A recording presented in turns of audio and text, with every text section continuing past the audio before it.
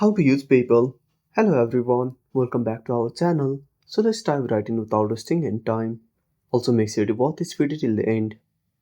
First of all, open up your Play Store, tap on the search icon. Now type PayPal, then tap on search. Now click on PayPal and tap on install. Now wait for some time until the app is installed. Now after installing the application, simply tap on open.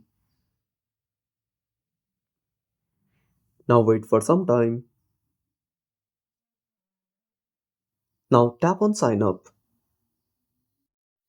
Now simply follow the on-screen instructions to fill up the details and complete the sign-up process. Now tap on wallet at the bottom right corner.